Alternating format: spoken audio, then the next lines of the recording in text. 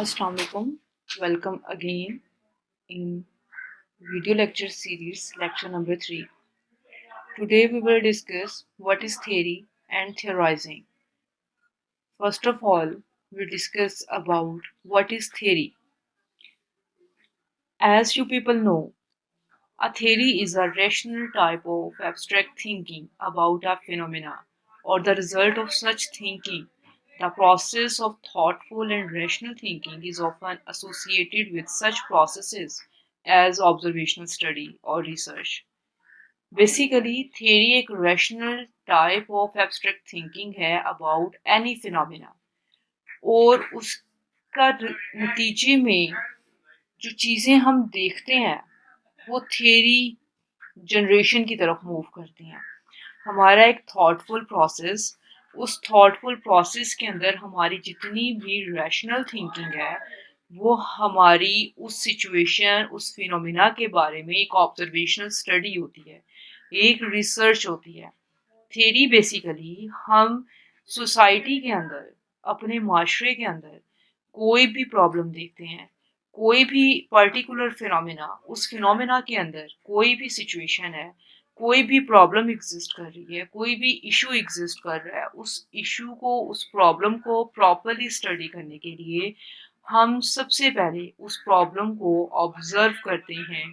Deeply observation के बाद हमारी एक परसेप्शन डेवलप होती है कि what are the causes behind that social factors which are affect our social phenomena, individuals, groups, social institution और as a whole society।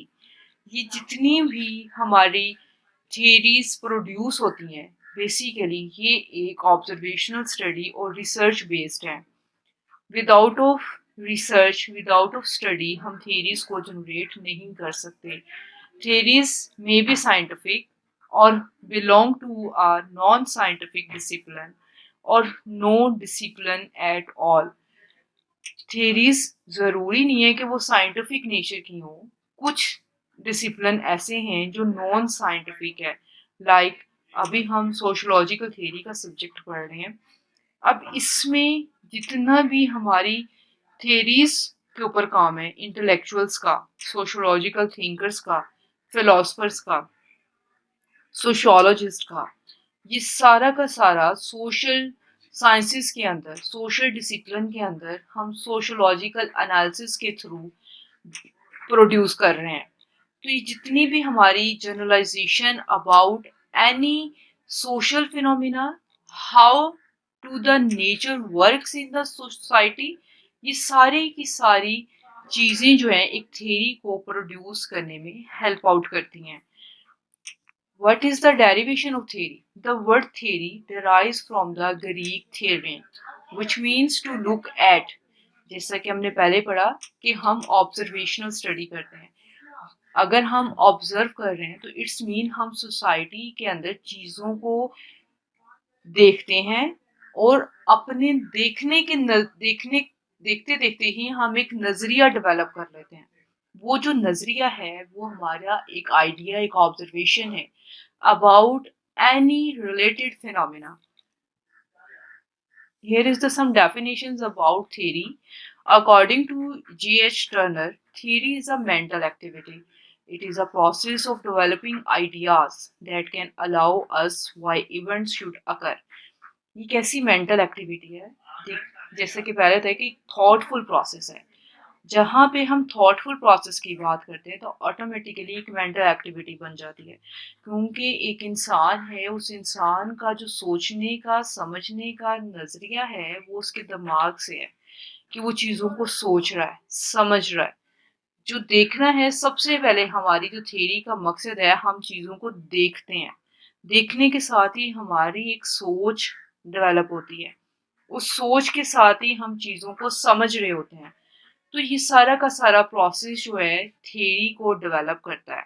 एक ऐसा आइडिया जो हम किसी भी सिचुएशन के को देखते हुए हम फाइंड आउट कर रहे हैं और उसको हम आइडेंटिफाई करें कि ये चीज़ें हमारी सोसाइटी के अंदर क्यों अकर हो रही हैं, क्यों प्रेजेंट हैं, क्यों ये दिन ब दिन बढ़ रही हैं। फॉर एग्जाम्पल, कोई भी क्राइम है, कोई भी क्रिमिनल बिहेवियर है, डेविएंट बिहेवियर है, क्रिमिनल एक्टिविटी है, ये इसके पीछे जब इनकी रेशियो बढ़ जाएगी तो इनकी रेशियो को हम कंट्रोल करने के लिए, इन एक्टिविटीज को कंट्रोल करने के लिए हम चीज़ों को आइडेंटिफाई करते हैं, ऑब्जर्व करते हैं, थॉटफुल प्रोसेस में आते हैं, चीज़ों को समझते हैं, फिर उनके कॉजेज़ को आइडेंटिफाई करते हैं, फिर हम उस आइडिया को डेवलपिंग प्रोसेस के अंदर लेके आते हैं और जो वाई क्वेश्चन है उसको आइडेंटिफाई करते हैं। According to Collins English dictionary, a theory is a formal idea or set of ideas that is intended to explain something. Theory basically formal idea ही होता है, क्योंकि इसमें हमारी जितनी भी हमारी डिस्कशन होती है वो उसी आइडिया के सराउंडिंग में होती है। उसी आइडिया को हम with evidence, with logic proof करते हैं अपनी ही सोसाइटी के अंदर, और अपनी थियरी के अंदर हम ये चीज़ें प्रूफ कर रहे होते हैं। Now, what is knowledge? The root of word science originates from the Latin scientia, which means knowledge. Knowledge को स्टडी करने से पहले हमें पता होना चाहिए कि द वर्ड साइंस जो है वो क्या है। Word science originates from the Latin scientia, which means knowledge. Knowledge comes from the Greek word genosis, signifying knowing through observation or experience. Knowledge भी बेसिकली एक ऐसा अहम नॉलेज है जो कि हम किसी भी चीज़ के बारे में ऑब्जर्वेशन और एक्सपीरियंस के थ्रू गेन करते हैं। नॉलेज इज फेमिलियरिटी और अंडरस्टैंडिंग ऑफ समवन और something, awareness such as facts, information, descriptions और skills which is required through experience or education by perceiving, discovering or learning. कोई भी फेमिलियरिटी और अंडरस्टैंडिंग किसी भी चीज़ के मुतालिक, कोई भी अवेयरनेस होना, किसी फैक्ट के बारे में पता होना, कोई इंफॉर्मेशन होना, किसी चीज़ को एक्सप्लेन करना, अपनी या किसी भी पर्सन की स्किल्स का पता होना, और हम इन चीज़ों को अपने एक्सपीरियंस के थ्रू, अपनी एजुकेशन के थ्रू डिस्कवर करते हैं, अपनी लर्निंग्स का हिस्सा बनाते हैं, वो सारा का सारा नॉलेज है। What are facts and social facts? आपको पहले भी जैसा कि पता है, fact is a thing that is known to be consistent with objective reality and can be proven to be true with evidence. कोई भी ऑब्जेक्टिव रियलिटी जिसको हम विद एविडेंस प्रूव करेंगे वो फैक्ट है, और वो सोसाइटी में एग्जिस्ट कर रही होगी वो रियलिटी। और social fact are values, cultural norms and social structures that transform the individual and can exercise social control. Social facts हमारी वो वैल्यूज, कल्चर नॉर्म्स और सोशल स्ट्रक्चर्स हैं जो कि इंडिविजुअल्स के को ट्रांसफॉर्म किए जाते हैं और एक्सरसाइज करते हैं social control. Individuals in values, in culture norms और सोशल स्ट्रक्चर्स के अंदर रहते हुए चीज़ों को प्रैक्टिस करते हैं और सोशल कंट्रोल मेंटेन करने की कोशिश करते हैं। What is sociological theory? A system of logically interconnected ideas that use to condense and organize knowledge. एक सिस्टम है लॉजिकली इंटरकनेक्टेड आइडियाज का जिसमें हम नॉलेज को प्रॉपरली ऑर्गेनाइज करते हैं। Why theory is important? First of all, theory provides concepts to name what we observe and to explain relationship between concepts. सबसे पहले थ्योरी हमें बताती है कि हम क्या ऑब्जर्व कर रहे हैं और कॉन्सेप्ट्स के दरमियान रिलेशनशिप को एक्सप्लेन करती है। थ्योरी अलाउ करती है to explain what we see and to figure out how to bring about change. हम क्या देख रहे हैं और हम कैसे चेंज लेके आएंगे। Theory is a tool that enables us to identify a problem and to plan a means for altering the situation. क्या कैसे हम प्रॉब्लम्स को आइडेंटिफाई कर सकते हैं और सिचुएशंस को कैसे हम प्लान करके उनके सॉल्यूशंस लेके आ सकते हैं। Theory is to justify reimbursement to getting funding and support. Theory justify करती है हमारी फंडिंग को और सपोर्ट करती है। Need to explain what is being done and demonstrate that it works. Theory and research कि इन एक्चुअली वो काम हुआ है, कहाँ हुआ है, कैसे हुआ है, क्या काम था, ये हम अपनी थियरी और रिसर्च के थ्रू बताते हैं। Theory is to enhance the growth of the professional area to identify a body of knowledge with theories from both within and without the areas of distance learning. Theories के through हम within and without the areas of distance learning दोनों को हम professionally identify करते हैं with the body of knowledge. That body of knowledge grows with theory and research. Theory guides research. और ये जो body of knowledge हम provide करते हैं about any phenomena, about any social situation, इसको हम प्रॉपरली अपनी थियरी और रिसर्च का हिस्सा बनाते हैं, और थियरी ही हमें रिसर्च के थ्रू हम प्रॉपरली अपनी थियरी को आइडेंटिफाई करते हैं और उसको प्रॉपरली जनरेट करते हैं. Here is the some building blocks of theory. First of all, constructs. Second is proposition. Third is logic, and the fourth is assumptions. Number one is construct. Constructs बताने से पहले generally अगर हम एक example code करें तो हमारे यहाँ पे कंस्ट्रक्शन बहुत कॉमनली अब देखी जाती है. बिल्डिंग कंस्ट्रक्शन के हवाले से अगर हम बात करें तो सबसे पहले हम किसी भी चीज़ की बेस रखते हैं कि उसकी बेस क्या है. तो कंस्ट्रक्ट थियरी बिल्डिंग में अगर हम कंस्ट्रक्ट का कॉन्सेप्ट लेके आते हैं तो इसमें हम सबसे पहले व्हाट क्वेश्चन को आइडेंटिफाई करते हैं. इन एक्चुअली हम क्या करने जा रहे हैं, हमने क्या फाइंड आउट करना है. They are abstract ideas determined at an abnormal state of abstraction that are picked particularly to clarify the marvel of interest. कि हम किसी एक पर्टिकुलर सिचुएशन के बारे में एब्स्ट्रैक्ट ऑफ आइडियाज जिनका इन एक्चुअली एंड पॉइंट नहीं है, हम एक रियलिटी को फाइंड आउट करते हैं. उसी रियलिटी को फाइंड आउट करने के लिए हमें फर्दर क्वेश्चंस आइडेंटिफाई होना शुरू हो जाते हैं. इसीलिए जब भी हम थियरी को कंस्ट्रक्ट करते हैं तो हम इसको हमेशा व्हाट क्वेश्चन के साथ लेके चलते हैं कि इन एक्चुअल हमारा पर्पस क्या है, हम इसमें क्या आइडेंटिफाई कर रहे हैं. Next is propositions, a theoretical statement about the relationship between two or more concepts. Theory के अंदर हम हमेशा बिटवीन टू और मोर कॉन्सेप्ट्स चलते हैं जिसमें हम हमेशा कॉज एंड अफेक्ट रिलेशनशिप के ऊपर फोकस करते हैं. Causes and affect in the sociological term, causes हमारे इंडिपेंडेंट वेरिएबल्स हैं और अफेक्ट हमारे डिपेंडेंट वेरिएबल्स हैं. तो ये जो रिलेशनशिप हम between independent and dependent variables देखते हैं, हमने इनके रिलेशनशिप को चेक करने के लिए हम प्रोपोजिशंस डेवलप करते हैं. Propositions catch the how questions को हम आइडेंटिफाई करने के लिए रिलेशनशिप को फाइंड आउट करते हैं कि कैसे इन दोनों वेरिएबल्स के दरमियान रिलेशनशिप कंस्ट्रक्ट होगा.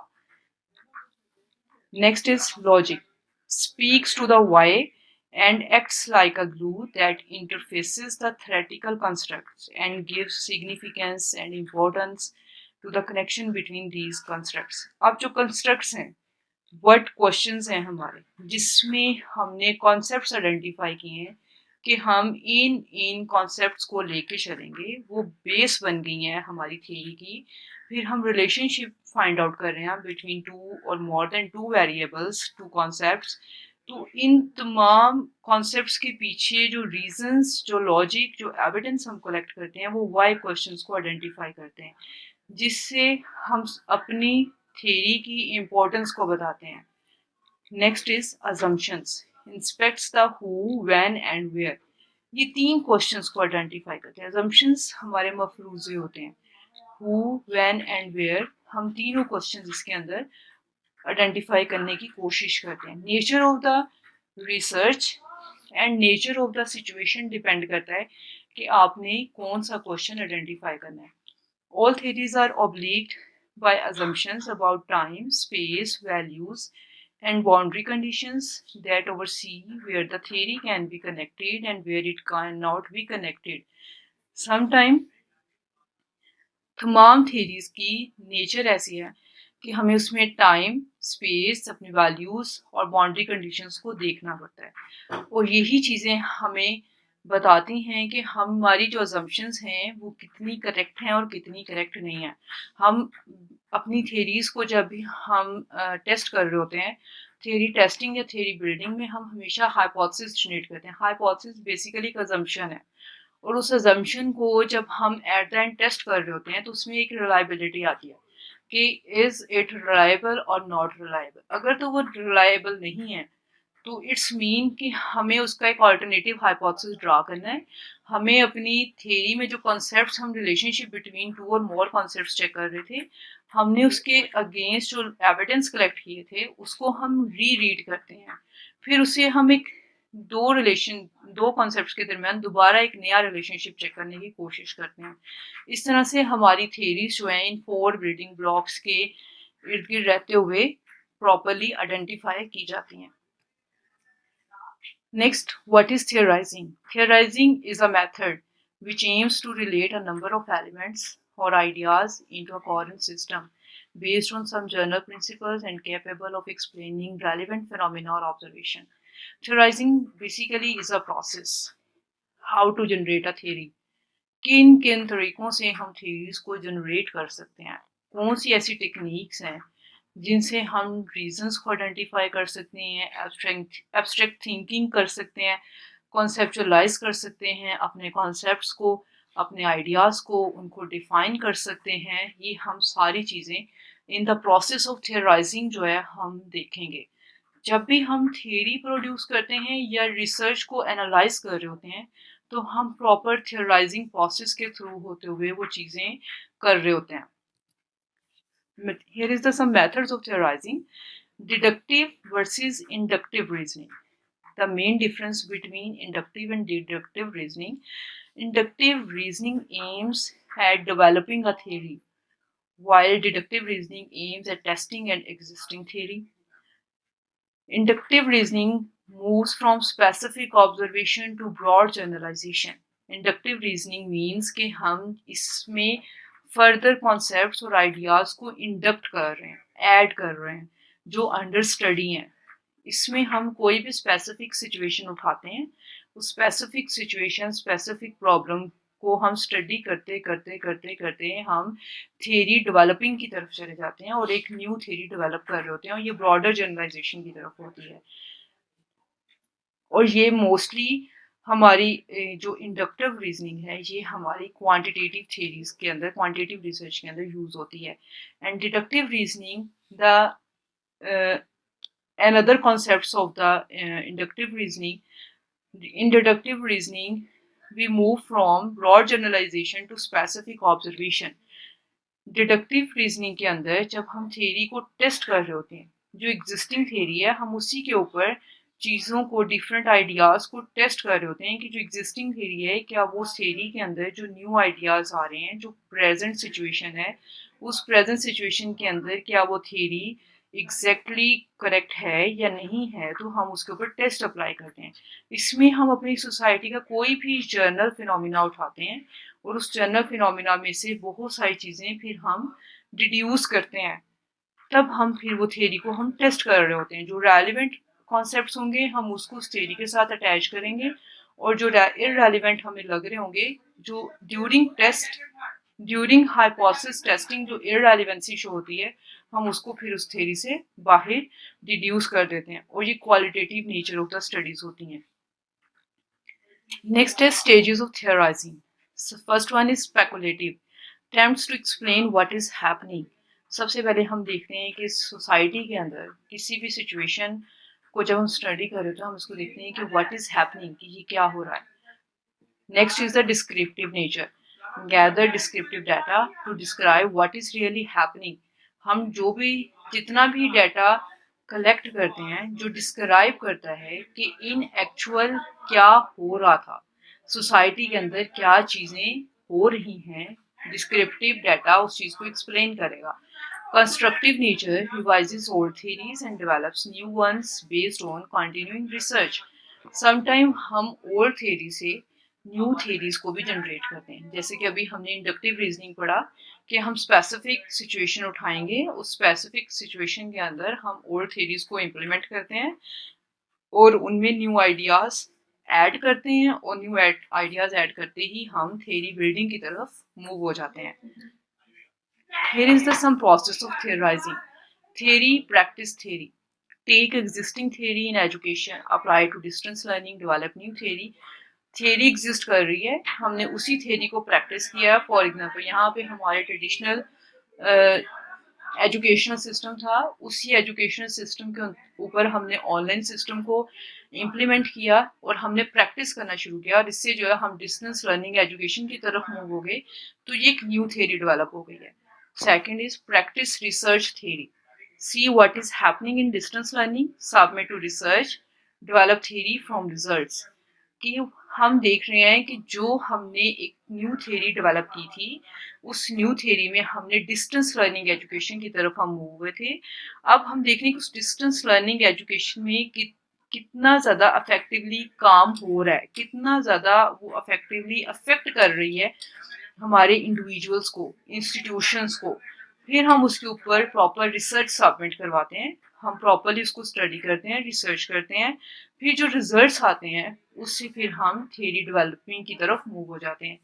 Third is theory research. Practice build on an initial theory to develop a second theory, then apply and test it. सबसे पहले हम एक इनिशियल आइडिया लेके आते हैं, जिससे हमने उस आइडिया को सिंपल एक थ्योरी की तरफ मूव किया है। फॉर एग्जाम्पल, हमने सबसे पहले ट्रेडिशनल एजुकेशन सिस्टम को बेहतर किया, ये हमारी इनिशियल थ्योरी थी। उसी थ्योरी के अंदर हमने सेकंड थ्योरी अप्लाई की कि हमने सिस्टम को ऑनलाइन सिस्टम में इंडल्ज करना है on the basis of the advancement of the technology. फिर हमने उसको अप्लाई कर दिया, उसके ऊपर टेस्ट किए, डिफरेंट प्रैक्टिसेस की। जब वो रिसर्च हमने प्रॉपर की तो फिर वो थ्योरी जनरेशन की तरफ मूव हो जाती हैं चीज़ें। नेक्स्ट है some types of the theories. हम ओवरऑल सोसाइटी को हमेशा देखते हैं कि हम माइक्रो एंड मैक्रो लेवल दोनों लेवल पे सोसाइटी को स्टडी करते हैं। Here is the some different, and third level is meso level theory. First one is micro level theory. Social theory focusing on the micro level of social life that occurs over short duration, like face to face interaction. हम बहुत सारे ऐसे हमारे social problems हैं, social aspects हैं, जिनको हम face to face interaction में आके ही डिस्कस करते हैं। हमारी जितनी भी डिडक्टिव रीजनिंग है वो माइक्रो लेवल थ्योरी के अंदर ही आके हम उनको डिस्कस करते हैं, जिसमें लोगों के साथ हमारा फेस टू फेस इंटरेक्शन होता है। उसमें हमारी जो थियरीज हैं, जो सिचुएशंस हैं, उन सिचुएशंस में से बहुत सी हमें रियलिटी बेस्ड चीज़ें जो है ना हमें डिड्यूस करनी पड़ती हैं कि ये हमारी रियलिटी का हिस्सा नहीं है, बल्कि जो रियलिटी के अंदर चीज़ें हमें नज़र आती हैं वो हम उसको साथ लेके चलते हैं। Macro level theory, social theory focusing on the macro level of social life, like major sectors of society like institutions and processes that occur over long duration, और ये long term के लिए रहते हैं। Macro level theories जैसे कि हमारे sociological perspective हैं, फंक्शनलिज्म एंड कॉन्फ्लिक्ट, ये दोनों मैक्रो लेवल पे डील करते हैं सोशल लाइफ को। हमारे जो सोशल इंस्टीट्यूशंस हैं, लाइक फैमिली है, एजुकेशनल इंस्टीट्यूशन है, रिलीजियस इंस्टीट्यूशन है, इकोनॉमिक इंस्टीट्यूशन है, पॉलिटिकल इंस्टीट्यूशन है, इनकी जितनी भी वर्किंग है, प्रोग्रेस है, और इनका जो इफेक्ट है सोशल लाइफ के ऊपर, लोगों की सोशल लाइफ के ऊपर, जब भी हम वो चेक करेंगे तो हम मैक्रो लेवल पे चेक करते हैं। और इसको हम हमेशा, जब भी हम माइक्रो लेवल स्टडी करते हैं तो हम हमेशा quantitative nature of the studies को फोकस करते हैं। Meso level theory, meso means between the micro and macro level. Social theory focusing on the processes and structures, relations at a mid level of social life and events operating over moderate duration. जिस ऐसी social theory जो focus करती हैं processes के ऊपर और structures के ऊपर, और उनका जो mid level of social life relationship है उनके ऊपर। फॉर एग्जांपल, हमारा एक माइक्रो लेवल और मैक्रो, समटाइम हम अपनी जो रिसर्चेज हैं वो मिक्स रिसर्च मेथड के ऊपर चलते हैं कि कुछ हमारी ऐसी सोशल सिचुएशंस होती हैं जिसमें हमने कुछ चीज़ों को मैक्रो लेवल पे स्टडी करना होता है, कुछ चीज़ें हम direct face to face interaction में आके सेम सिचुएशन को हम स्टडी कर रहे होते हैं। तो वो कोई मीडियोकर लेवल होता है जिसमें हम रहते हुए एक ही सिचुएशन को दोनों एंगल से देख रहे हैं। जब हम दोनों एंगल से सिचुएशन को देख रहे होते हैं तो वो मीजो लेवल थ्योरी होती है। इसी के साथ हम देखते हैं कि what are the social thoughts. Social thought is an idea, a concept और a set of concepts about social problems and its possible solution in a social situation. Social thought इसका एक important role है in the generation of the theory and the process of the theorizing. Properly identify what the theory is saying, what is happening in existing theories, or developing a new theories in past as well as in present social system. Social thought is a role of thought or thinking about social questions and related answers by some persons. Social thought एक इंसान के साथ हमेशा से attach है. एक इंसान जब भी सोसाइटी में मूव करता है, सोशल ग्रुप्स का हिस्सा बनता है, सोशल इंस्टीट्यूशंस का हिस्सा बनता है, किसी भी सोशल सिस्टम का हिस्सा बनता है, तो सोशल थॉट उसके ऊपर रूल कर रही होती हैं.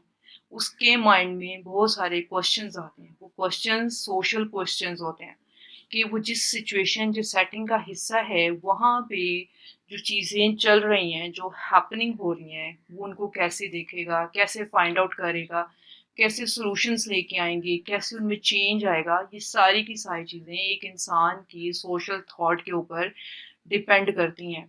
What are the meaning of the social thought? It is a philosophical and intellectual ideas of a person or persons regarding to a particular time, place, and about the growth, development, and decay of human societies. Social thought is a current social thinking about the structure and functions of a social system. It is definitely a social thinking about the structure and functions of a social system. जब भी हम किसी भी existing social system का हिस्सा हैं, तो वहीं उसी सिस्टम के अंदर रहते हुए हम उसकी फंक्शनिंग और उसकी स्ट्रक्चर के ऊपर काम कर रहे होते हैं. और उसकी स्ट्रक्चर और उसकी फंक्शन के ऊपर जब काम करते हैं तो किसी भी पर्टिकुलर टाइम, पर्टिकुलर प्लेस और उसी अदारे की ग्रोथ और डेवलपमेंट के ऊपर काम होता है. आपने देखा कि कुछ सोसाइटीज़ ऐसी सोसाइटीज़ हैं जिनका डिक्लाइन हो चुका है और उसके पीछे भी रोल ऑफ सोशल थॉट्स हैं. जैसे कि हमने इंटेलेक्चुअल फोर्सेस पढ़ा था, उसमें हमने दो नेचर ऑफ द इंटेलेक्चुअल्स देखे थे, जिसमें एनलाइटमेंट थे जो इनोवेटिव नेचर्स के थे और कुछ कंजर्वेटिव नेचर्स के थे. अगर तो कंजर्वेटिव इंटेलेक्चुअल्स हमें हमारे सोशल सिस्टम्स के अंदर साथ लेके चलते हैं तो ऑटोमेटिकली उस सोशल सिस्टम का डिक्लाइन हो जाता है, ह्यूमन सोसाइटीज़ का डिके हो जाता है. अगर तो हम एनलाइटमेंट टाइम पीरियड के साथ चलते हैं और इनोवेटिव नेचर को चेंज को एक्सेप्ट करते हैं तो ऑटोमेटिकली हमारी सोसाइटीज़, हमारे इंस्टीट्यूशंस, हमारे सिस्टम जो है ना वो डेवलपमेंट प्रोग्रेस के अंदर आ जाते हैं. Thank you.